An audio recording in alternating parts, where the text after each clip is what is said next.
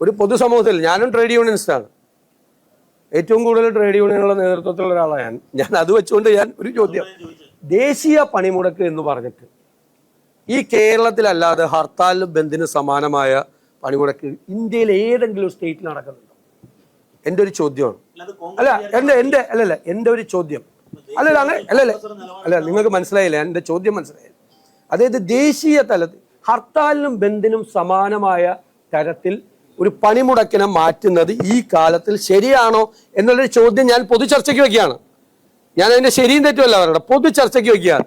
ഇവിടുന്ന് തമിഴ്നാട്ടിൽ പോയാൽ അവിടെ ഇങ്ങനെ സംഭവം നടക്കണ ആർക്കും അറിയില്ല, കർണാടകത്തിൽ പോയാൽ അറിയില്ല, മഹാരാഷ്ട്രയിൽ പോയാൽ അറിയില്ല. ഇത് എല്ലാവരും ചേർന്ന് ആഹ്വാനം ചെയ്ത ഡൽഹിയിൽ ഇതില്ല, ഇല്ലല്ലോ.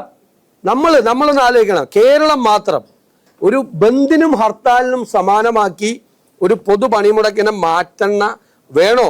എല്ലാവരും ഒരു ചർച്ചയ്ക്ക് വെക്കുകയാണ് ഞാൻ അതിന്റെ മെറിറ്റും ഡിമെറിറ്റും ഒന്നല്ല, ഒരു ചർച്ച, ഒരു പൊതു ചർച്ച വേണം.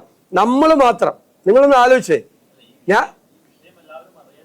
അതാണ് ഉറപ്പായിട്ട് വേണം, അതിന്റെ പ്രചരണം വേണം, അതിന് വ്യാപകമായ പ്രചരണം വേണം. പക്ഷേ ഈ ദേശീയ പണിമുടക്ക് കേരളത്തിൽ വരുമ്പോൾ മാത്രം ഹർത്താലിനും ബന്ദിനും സമാനമായി ജനജീവിതം മുഴുവൻ സ്തംഭിക്കുന്ന ഒന്നായി മാറുന്നു.